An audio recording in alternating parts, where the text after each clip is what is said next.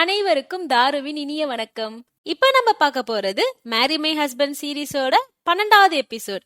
First 11 எபிசோட்ஸோட link எல்லாம் இந்த video டிஸ்கிரிப்ஷன்ல இருக்கு. அது மட்டும் இல்லாம நம்ம channel playlist marry my husband Tamil எக்ஸ்பிளனேஷன்ல இருக்கு. எல்லா எபிசோட்ஸையும் நீங்க ஒன்னா அங்க பார்க்கலாம். இப்ப ஹீரோயினோட சின்ன வயசு பிளாஷ்பேக்க காட்டுறாங்க. இவங்க அம்மா இவங்களை விட்டு போயிட்டுக்கு அப்புறம் இவங்க அப்பாவை இவங்க திட்டிக்கிட்டே இருப்பாங்க. அப்பா, புருஷன் பொண்டாட்டிக்குள்ள சண்டை வருது சகஜம் தான், நீங்க போய் அம்மாவை கூட்டிட்டு வாங்கன்னு சொல்லிக்கிட்டே இருப்பாங்க. இவங்க நினைச்சிட்டு இருக்காங்க அவங்க அம்மா எங்கேயோ இருக்காங்க கோச்சிக்கிட்டு அப்படி நினைச்சிட்டு இருக்காங்க. ஆனா கொஞ்சம் கொஞ்சமா ஹீரோயின் வளர வளர அங்க அக்கம் பக்கத்துல இருக்க எல்லாருமே பேசிக்கிறாங்க, இந்த மாதிரி உங்க அம்மா தான் ஓடி போயிட்டாங்க அப்படி இப்படின்னு. சோ இப்ப இது மூலமா ஹீரோயினுக்கு இப்பதான் எல்லாமே புரிய ஆரம்பிக்குது. ஒரு நாள் அப்படிதான் ஹீரோயின் நடந்து போய்கிட்டு இருக்கோம் முறை இவங்க அப்பா பாப்பாங்க. இவங்க அப்பா தூரத்துல நின்னுக்கிட்டு இவங்க அம்மா உங்க புது பாய் ஃப்ரெண்ட் கூட இருக்கிறத பாத்துட்டு இருப்பாரு. பார்த்து ரொம்ப நொந்து போய் அழுதுட்டு இருப்பாரு. இத ஹீரோயினும் பாப்பாங்க. இப்பதான் இவங்களுக்கே புரியுது நம்ம அப்பா மேல தப்பு கிடையாது, இவங்க ஓடி போயிட்டாங்க அப்படிங்கறது இவங்களுக்கு புரிய வருது. அந்த சின்ன வயசுல அவங்களுக்கு எவ்வளவு கஷ்டங்கள் இருக்கும், இதெல்லாம் அவங்களால ஏத்துக்க முடியல. அவங்க ஓன அழ ஆரம்பிக்கிறாங்க. அப்படிதான் ஒரு நாள் ஒரு கடையில ஒரு பொருள் வாங்குறாங்க. காசு கொடுக்க போனா பர்ஸ் இருக்காது. அந்த கடைக்கார ஆன்டி ரொம்ப பேச ஆரம்பிச்சிருவாங்க. உங்க அம்மா ஓடி போயிட்டா, அது மாதிரி நீயும் போய் சொல்லி தெரிஞ்சிட்டு இருக்காத, ஊரெல்லாம் காசு இல்லாம சொல்லி ரொம்ப பேச ஆரம்பிப்பாங்க. அப்ப கரெக்டா இந்த வில்லி பொண்ணு தான் இந்த உன் பர்சன் எங்க ரோட்ல விட்டுட்டு போயிட்ட இந்தான் சொல்லி கொடுக்குது. இத பார்த்தா ஹீரோயினுக்கு ரொம்ப சந்தோஷமா இருக்கும். ஏன்னா ரொம்ப நாளா அவங்க மனசுக்கு யாராவது ஒருத்தவங்க தேவைப்பட்டுட்டே இருந்தாங்க. இந்த வில்லி பொண்ணு அதுவா வந்தோடனே நம்ம ஃப்ரெண்டா இவ இருந்தா இப்படி நல்லா இருக்குங்கிற மாதிரி நினைச்சுக்கிட்டு அப்படியே ஃப்ரெண்டா ஆயிடுறா. அதே மாதிரி ஹீரோயின் இவங்க கஷ்டத்துல இருக்கும் போதுதான் அந்த ஏமாத்துக்கார ஹஸ்பண்ட்காரனும் வந்திருக்கான். இவங்களும் இவங்க 2 பேரும் நல்லவங்க நினைச்சு இவங்க வாழ்க்கையில சேர்த்துட்டு இருந்திருக்காங்க. ஆனா அதுக்கப்புறம் என்ன ஆச்சு, இந்த 2013ல நம்ம இனிமே உஷாரா இருக்கணும், நம்ம நல்ல மனுஷங்க கூட தான் சேரணும்னு நினைச்சிட்டு இருப்பாங்க. ஆனா இப்பயும் இவங்க தப்பு பண்ணிட்டாங்களோன்னு இவங்களுக்கு தோணுது. ஏன்னா இப்ப ஹீரோக்கு ஆல்ரெடி ஒரு பொண்ணு நிச்சயதார்த்தம் ஆயிருக்கு. இவர் கேன்சல் பண்ணிட்டேன்னு சொல்றாங்க. இருந்தாலும் அவர் ஏற்கனவே நிச்சயதார்த்தம் பண்ணிருக்காரு தானே, அப்போ கல்யாணம் பண்ணிக்க அவருக்கு ஆசை இருந்திருக்கு தானே, இப்ப இதுக்கு நம்ம கிட்ட வராரு அப்படிங்கிற மாதிரி ஹீரோயின் ஹீரோ மேல இருக்க நம்பிக்கையே இல்லாம போயிடுறாங்க. இங்க பார்த்தா அந்த தாத்தா நிச்சயதார்த்தம் பண்ணாருல ஹீரோக்கு ஒரு பொண்ணு, அந்த பொண்ணு பேரு யூரா. அந்த பொண்ணு தாத்தாவை மீட் பண்ண வருது. தாத்தா சொல்றாரு, நீ இவ்வளவு நல்ல பொண்ணா இருக்கிற, ஆனா எனக்கு கொடுத்து வைக்கல அப்படிங்கிற மாதிரி பேசுறாரு. அதுக்கு அந்த பொண்ணு சொல்லுது, நீங்களும் எங்க அப்பாவும் எங்களுக்கு கல்யாணம் பண்ண வைக்கணும்னு நினைச்சீங்க, எங்க 2 பேருக்கும் அந்த நிச்சயதார்த்தத்துல விருப்பமே இல்ல, ஆனாலும் நாங்க உங்க பேச்செல்லாம் கேட்டு அப்போதைக்கு ஒத்துக்கிட்டோம். இப்ப ஹீரோவா பார்த்து என்ன வேணாம்னு சொல்லிட்டா, நானும் அதை ஒத்துக்கிட்டேன். ஏன்னா எனக்கும் அவனை பெருசா பிடிக்கல அப்ப நிச்சயதார்த்தம் பண்ணும் போது. ஆனா எனக்கு இப்ப பார்த்தா அவன் ரொம்ப அழகாயிட்டான், எனக்கே இப்ப அவன் வேணும்னு தோணுது அப்படிங்கிற மாதிரி இந்த யூரா பொண்ணு தாத்தா கிட்ட சொல்லுது. இப்ப இந்த யூரா பொண்ணு அது அசிஸ்டன்ட் மூலமா ஹீரோ ஒன்னா இருந்த பிக்சர்ஸ், அவங்க என்னெல்லாம் அவங்க வாழ்க்கையில இது வரைக்கும் நடந்திருக்குங்கிறது எல்லாமே தெரிஞ்சுக்குது. அதெல்லாம் கேட்டது செம கடுப்பாகுது. என்ன 7 வருஷமா ஒருத்தனை லவ் பண்ணிட்டு இருந்திருக்கு இந்த ஹீரோயின், பணக்கார பாய் ஃப்ரெண்ட் கிடைச்சோன்னே இப்ப ஏன் ஆள் இவளுக்கு வேணுமாமா, இதை நான் ஒரு கை பாக்குறேன் அப்படின்னு இது சொல்லுது. இப்ப ஹீரோயின் அவங்க கார்ல இந்த சீனியரை ஹாஸ்பிட்டல கூட்டிட்டு போயிட்டு இருக்காங்க. சீனியர் ரொம்ப ஃபீல் பண்ணிட்டு இருக்காங்க. இவங்களுக்கும் ரொம்ப மனசு கஷ்டமா இருக்கு. என்ன இருந்தாலும் இவங்களோட விதி எப்படியோ சீனியருக்கு போயிருச்சு. இவங்க ரொம்ப குற்ற உணர்ச்சி ஆறாங்க. ஆனாலும் சீனியருக்கு ரொம்ப தைரியம் சொல்றாங்க. இப்ப இந்த வில்லியும் ஹஸ்பண்டுக்காரனும் ஹனிமூனுங்கிற பேர்ல ஒரு கேவலமான இடத்துக்கு போயிருக்காங்க. அதெல்லாம் பார்த்து இந்த வில்லி பொண்ணு செம காண்டாகுது. ஹஸ்பண்டுக்காரங்கிட்ட கேக்குது, என்ன நீ இதெல்லாம் ஒரு இடம்னு சொல்லிட்டு ஹனிமூனு கூட்டு வந்திருக்கியா, நீ தானே குடும்ப தலைவன், நீ ஏதாவது பார்த்து பண்றேன்னு கேட்க போற இவன் கத்துறான், என்ன எப்போதாலும் ஏன் பாய்ஸ் தான் குடும்ப தலைவரா இருக்கணுமா, ஏன் நீங்களாம் குடும்ப தலைவரா இருக்க மாட்டீங்களா அப்படிங்கிற மாதிரி இவன் பேசுறான். இவனுக்கு கடமைகள் பொறுப்புகள்ங்கிறது இருக்கவே கூடாதுன்னு நினைக்கிற ஆள் இவன். இதெல்லாம் பார்த்து அந்த வில்லி பொண்ணு மூஞ்சி மாறினதை பார்த்து இந்த ஹஸ்பண்ட்காரை இப்ப அந்த பெல்ட் அடிக்கிறான். இப்ப சொல்றாரு இவரு, இங்க பாருமா, கல்யாணங்கிறது உனக்கு மட்டும் பிடிச்சதா இருக்க கூடாது, உன்னோட விஷயங்கள் மட்டும் நடக்கிறதா இருக்க கூடாது, எல்லாரையும் அனுசரிச்சு போகணும், எல்லாருக்கும் ஏத்த மாதிரி வாழ்றதா அந்த கல்யாண வாழ்க்கை. இப்ப பாரு, உன் ஃப்ரெண்ட்ஸ் கூட தான் அவ்வளவு கல்யாணத்துல பிரச்சனை பண்ணாங்க, அதை பத்தி நான் ஏதாவது கேட்டேனா அப்படின்னு இவன் சொல்றான். அதுக்கு அந்த வில்லி பொண்ணு, என்ன அடிக்க வந்த செல்போனை தூக்கி என் வயிற்றுலயே போட்ட ஞாபகம் இல்லையா சொல்லிட்டு இந்த வில்லி பொண்ணு சொல்லுது. அப்புறம் இந்த ஹஸ்பண்டுக்காரனுக்கு கால் வருது. அவன் வெளியே வரான். பார்த்தான் இவங்க அம்மா ஒரு வீடை வாடகைக்கு எடுத்திருப்பாங்கல்ல, அதுக்கு அட்வான்ஸ் பணத்தை இவங்கிட்ட கொடுத்துருப்பாங்க. அட்வான்ஸ் பணத்தை இவன் ஆட்டையே போட்டான். அந்த ஃப்ரெண்டுக்காரங்கிட்ட சொல்லிட்டு இருக்கான், டேய் உங்க அம்மா திட்ட மாட்டாங்கன்னு கேட்க போற, நான் சொல்லுவேன் அவங்க ஃப்ராடு, அந்த பணத்தை தூக்கிட்டு போயிட்டாங்கன்னு சொல்லுவேன், எங்க அம்மா என்ன கொல்லவா போறாங்க, நான் ஒரே பையன் அப்படின்னு சொல்லிட்டு இதெல்லாம் பேசிக்கிட்டு இருக்கான்.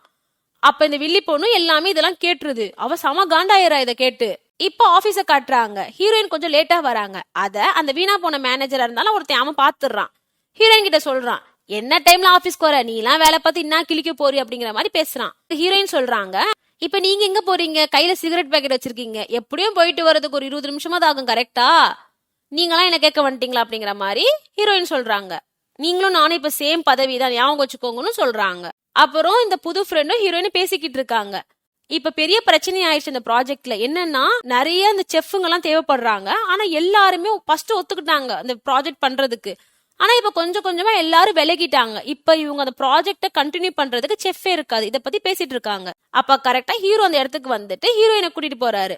ஹீரோ சொல்றாரு, நீ என்ன தப்பா நினைச்சுக்கிட்ட, நான் சொல்றத நீ புரிஞ்சுக்கோ. அவளை வந்து நிச்சயதார்த்தம் நானாவே பண்ணல, எங்க வீட்டுல பெரியவங்க தான் பார்த்து வச்சாங்க. எங்க 2 பேருக்கும் விருப்பமே இல்லாம தான் நாங்க நிச்சயதார்த்தம் பண்ணிக்கிட்டோம் அப்படிங்கிற மாதிரி. இதெல்லாம் கேட்ட ஹீரோயின் வந்து, அது எப்படி விருப்பமே இல்லாம ஒரு பொண்ணை நீங்க நிச்சயதார்த்தம் பண்ணுவீங்க? அப்ப நீங்க கல்யாணம் கூட பண்ணிக்கலாம் தானே. எங்க அம்மா கூட தான் எங்க அப்பாவை விருப்பமே இல்லாம கல்யாணம் பண்ணிக்கிட்டாங்க. நான் பிறந்துட்டேங்கிற காரணத்துக்காக 14 வருஷம் என் கூட வாழ்ந்தாங்க. அப்புறம் அவங்க விருப்பமானவங்க வந்தோடனே ஓடி போயிட்டாங்க. அது மாதிரிதான் நீங்களுமா? அப்புறம் நான் உங்களை எப்படி கல்யாணம் பண்ணிக்க முடியும்? இப்ப நீங்க என்ன இப்ப கல்யாணம் பண்ணுவீங்க, அப்புறம் 10 வருஷம் கழிச்சு வேற ஒரு பொண்ணு புடிச்சிருச்சுன்னா நீங்க போயிட மாட்டீங்கிறது என்ன நிச்சயம்? எனக்கு இது தேவை கிடையாது, நான் உங்களை லவ் பண்ணல சொல்லிட்டு ஹீரோயின் கிளம்பிடுறாங்க அந்த இடத்த விட்டு. அப்ப ஹீரோ சொல்றாரு, நீ என் மேல கோவமா இருந்தாலும் பரவாயில்ல, சீனியருக்காக நான் ஒரு டாக்டரை பார்த்து வச்சிருக்கேன். இவங்க கிட்ட எப்பயுமே நான் ஒரு அப்பாயின்மெண்ட் டெய்லி நான் வச்சிருப்பேன். நான் காசு கொடுத்து இது 1 வருஷமா பண்ணிட்டு இருக்கேன் இந்த வேலையை. இதை வேணாம்னு சொல்லிட்டு கொடுப்பாங்க. இப்ப ஹீரோயினுக்கு அந்த யூரா பொண்ணு கால் பண்ணி, நீ வரியா கொஞ்சம் அப்படின்னு கேக்குறாங்க. ஹீரோயின் அந்த யூரா பொண்ணு கிட்ட சொல்றாங்க, இங்க பாருங்க, நீங்க உங்க லைஃப்ல இருக்கீங்கிறது எனக்கு தெரியாது. நான் அப்பதான் ஹீரோவை லவ் பண்ணிட்டு இருந்தேன். இப்ப நாங்க பிரேக்கப் பண்ணிக்கிட்டோம். என்ன இருந்தாலும் அவர் உங்களுக்கு தான் சொந்தமான ஆளு அப்படிங்கிற மாதிரி ஹீரோயின் சொல்றாங்க. அதை கேட்ட யூரா பொண்ணு சொல்றாங்க, ஓ அப்படியா விஷயம், நீ 7 வருஷமும் ஒருத்தனை லவ் பண்ணிட்டு தானே இருந்த, திடீர்னு அவனையே வேணான்னு சொல்லிட்டு இப்ப ஹீரோவை லவ் பண்ண ஆரம்பிச்ச, செம வேடிக்கையா இருக்க நீ சொல்றதெல்லாம் அப்படின்னு இவங்க கேக்குறாங்க. இதெல்லாம் கேட்ட ஹீரோயின் வந்து, நான் சொல்ல வேண்டியதை சொல்லிட்டேன், நான் இப்ப கிளம்ப போறேன்னு சொல்லிட்டு எழுந்திக்கிறாங்க.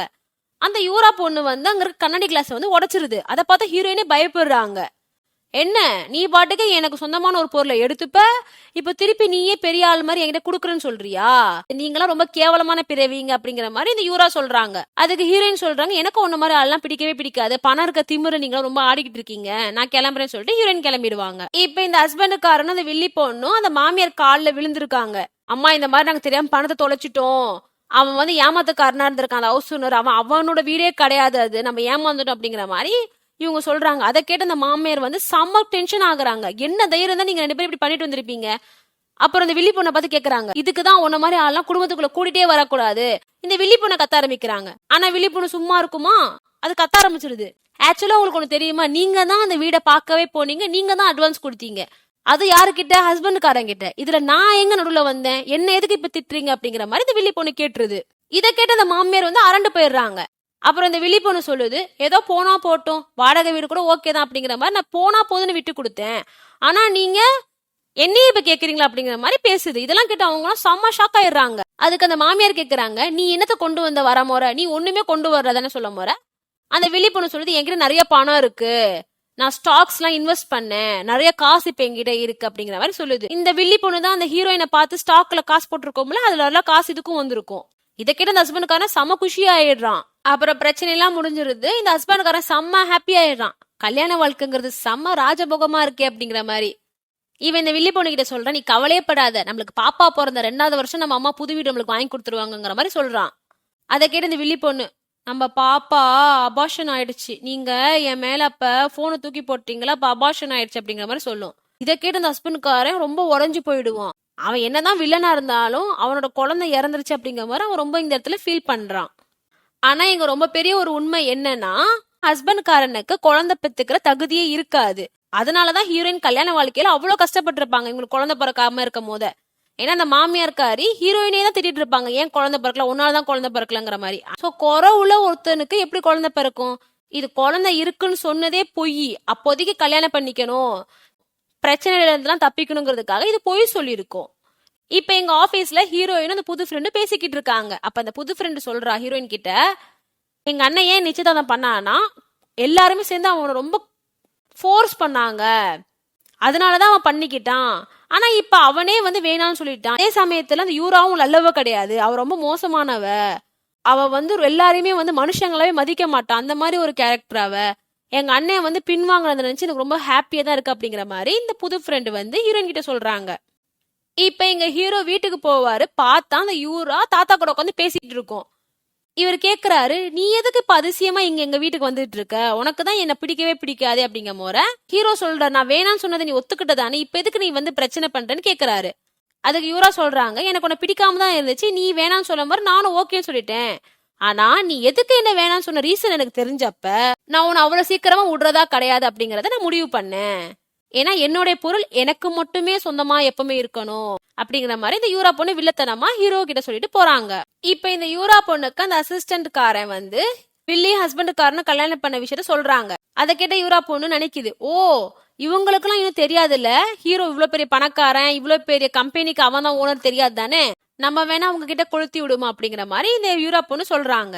இப்ப பார்த்தா இந்த ஹஸ்பண்டுக்காரன் வீட்டை காட்டுறாங்க. அவ்வளவு அழங்கோலமா இருக்கும். இந்த மாமியார் பொண்ணு எல்லாத்தையும் வில்லி தலையில கட்டிட்டு கிளம்பிடும். அது இப்ப இந்த வில்லி பொண்ணு அவ்வளோ வேலை பார்க்கும், பாத்திரம் கழுவுறது, துணி துவைக்கிறது அப்படிங்கிற மாதிரி. அதுக்கு ஒரு கட்டத்துல கடுப்பாயிடும், என்ன இதான் கல்யாண வாழ்க்கை, இவ்வளவு கேவலமா இருக்கு அப்படிங்கிற மாதிரி இது நினைக்குது. அதே சமயத்துல இந்த யூரா அனுப்புறாங்கல்ல அந்த போட்டோலாம், அதை பார்த்து இந்த வில்லி பொண்ணு செம்மையா கோவமாறாங்க. என்னது இந்த ஹீரோ வந்து வெறும் மேனேஜர் மட்டும் கிடையாதா, அவன் இவ்வளவு பெரிய பணக்காரனோட பேரனா, நம்ம கம்பெனி ஓனராக போறவன் இவனா அப்படிங்கிற மாதிரி இது செம்ம காண்டாகுது. அப்ப இந்த இத்து போன ஹஸ்பண்டுக்காரனை மட்டும் ஏன் தலையில கட்டிட்டு பணக்கார பாய் ஃப்ரெண்ட கல்யாணம் பண்ணிக்கிறதுக்காக தான் இந்த ஹஸ்பண்டுக்காரனை ஏன் தலையில கட்டினியா நீ எவ்வளவு பெரிய கேவலமான ஆளு சொல்லிட்டு செம்ம காண்டாயி இந்த இடத்துல அதனால இருக்கவே முடியல. அங்க இருக்க எல்லாத்தையும் போட்டு உடைக்க ஆரம்பிக்குது. இவங்க கல்யாண போட்டோவே உடைச்சிருது. இந்த ஹஸ்பண்டுக்கார வீட்டுக்கு வந்து பாப்பான், பார்த்தா இவங்க கல்யாண போட்டோவே உடஞ்சு கிடக்கும். என்னமா இது இப்படி ஆயிருக்குன்னு கேட்பான். அதுக்கு அவங்க அம்மா எல்லாம் உன் பொண்டாட்டி தான், எல்லா வேலையும் பண்ணிட்டு ரூம்ல போய் உட்காந்துக்கிட்டா என்னன்னு கேளு அப்படிங்கிற மாதிரி இந்த மாமியார் சொல்றாங்க. இப்ப இந்த ஹஸ்பண்ட்கார ரூமுக்கு வந்து கேக்குறான், என்னடி ஆச்சு உனக்கு அப்படிங்கிற மாதிரி. இவ எல்லாத்தையும் காமிக்கிறா, அந்த ஹீரோ ஹீரோயினோட போட்டோஸ், அப்புறம் ஹீரோ இவ்வளவு பெரிய பணக்காரன், இவன் தான் அந்த கம்பெனியோட ஓனர், இது மாதிரி எல்லா விஷயத்தையும் இந்த ஹஸ்பண்ட்காரன் சொல்றான். இதை கேட்டு இந்த ஹஸ்பண்ட்காரன் செம்ம காண்டாகுறான். ஓ இவன் மேனேஜர் கிடையாதா, இவன் இவ்வளவு பெரிய பணக்காரனா, நம்ம கம்பெனி ஓனர் ஆயிவேன் அப்படிங்கிற மாதிரி இந்த ஹஸ்பண்ட்காரன் நினைக்கிறான்.